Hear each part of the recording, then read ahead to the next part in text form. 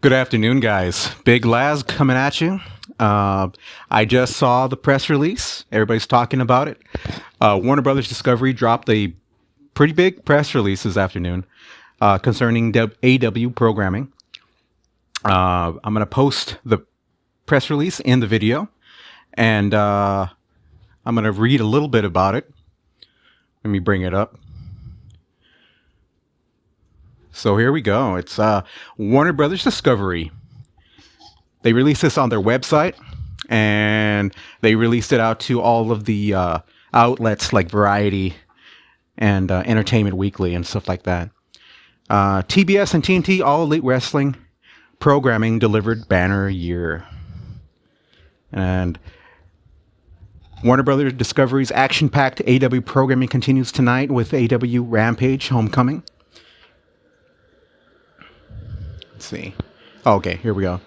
TNT and TBS have wrapped up another stellar year of AEW wrestling across its networks, including consistently delivering top-ranked programs each week while expanding AEW programming in mid-2023 through TNT's AEW Collision on Saturdays and continuing to broadcast memorable wrestling moments.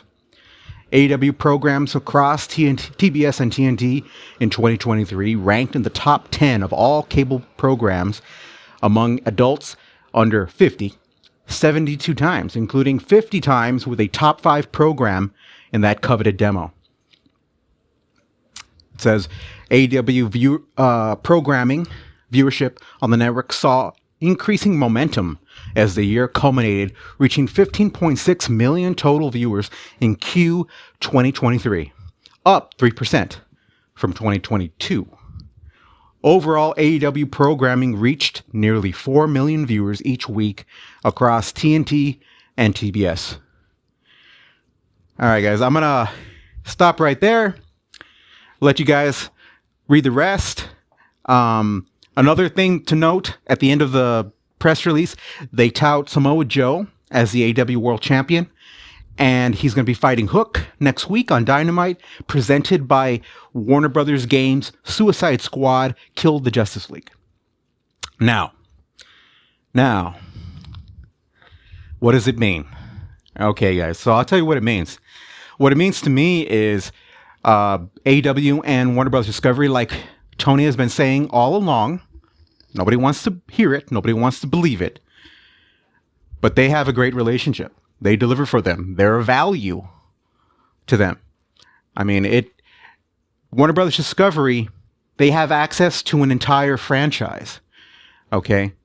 It's not like if they were going to sign WWE, okay, and get the Raw rights, they'd be renting that show 52 weeks a year. Okay, they don't have the franchise. The franchise basically is, it's been divvied up among the CW, NBC Universal, and possibly Amazon Prime. So, it's all over the place. But with AEW, Warner Brothers Discovery has the entire franchise under their umbrella. Okay. So they have access to the library. They have access to Tony, and they can order more AEW programming for their networks whenever they want. Okay. So what this press release means to me is that it's precursor to the announcement of a new contract later this year. Now, will it happen next week? No, probably not. It'll happen probably in either the first quarter of the year or at the upfronts later in the year. Because remember, AEW, there's no timetable. There's no deadline yet. Their contract ends December 31st, 2024. So they've got almost an entire year. Okay. But this is a great sign. Okay. And man, the egg on the faces of the people that were running with these rumor and innuendo that was started in December.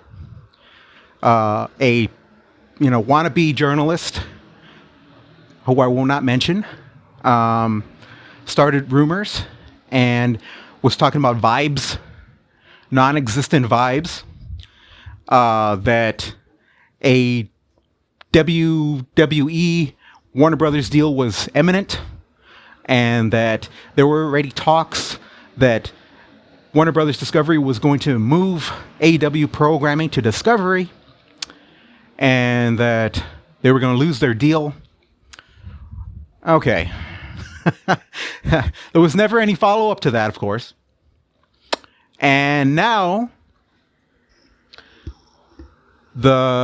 it's looking more and more like WWE Raw rights are going to Amazon Prime.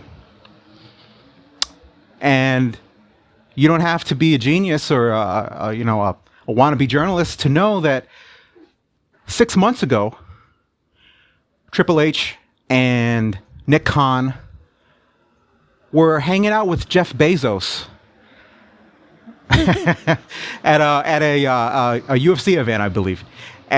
So they've been talking for quite a while. And when WWE was talking to all the networks, they were doing their due diligence. Now, there's a lot of people, especially that journalists, who don't really know how these things work. But I do, because I read. There's a great book called The Late Shift. And I read it years ago, and it's about the the late night wars between Letterman, Leno, Johnny Carson, and then, of course, Conan O'Brien later on. But in that first book, it's about the deals, the wheeling and dealing going on behind the scenes between Letterman and his people, Leno and his people, and how they put these deals together.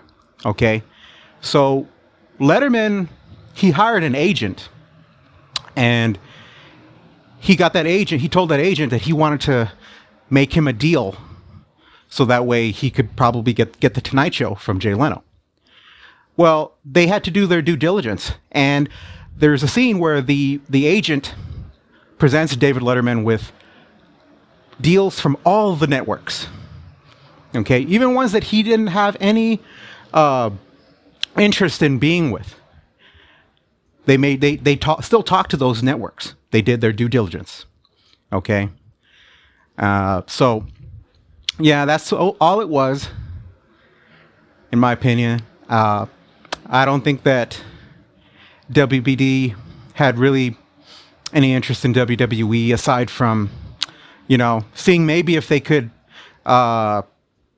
maybe have both AEW and WWE programming on their network, but even that was like, I didn't see that happening. But hey, kudos to WWE. Maybe they're gonna have a better deal with Amazon Prime because they wanted big money. They weren't going to get it from anybody else. Nobody else was offering that money. Fox didn't want to pony up the 300 million plus for SmackDown. Okay, NBC Universal, they didn't want to pay for SmackDown, Raw, and NXT. So, and the CW deal, it's actually a little bit less than what USA was paying for NXT when you look at it. So maybe it'll work out for them in the long run. But the main thing is, I think AEW has a home for a long, long time on Warner Brothers Discovery. And maybe even Paramount. Because as everybody's been hearing, the chatters that Warner Brothers Discovery and Paramount could be looking at a merger down the road. Now, you think Paramount, oh, you mean the movie studio? No. I mean CBS, okay? Paramount, CBS, they're under one umbrella. So, it's not that far-fetched. I don't know. Maybe down the road, if there's a merger, that maybe one day you could see AEW programming on CBS network TV, because to me that's the holy grail of all of this.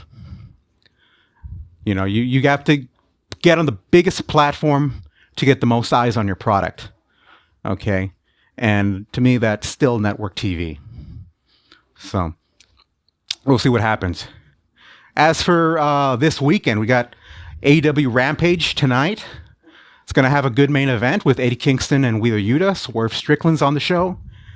Hikaru Ishida's on the show. So that should be a good show. And then tomorrow night, we've got 3 hours of Collision and Battle of the Belts live on TNT. So, you know, that's going to be a great card.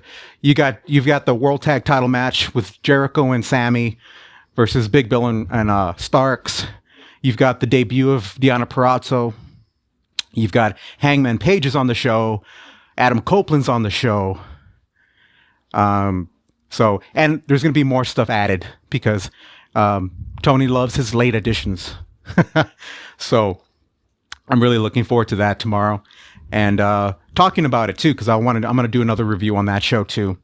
And I'll also talk about New Japan Battle in the Valley, because that show has some great matches on it, and a main event that I really want to see with Okada and Will Ospreay.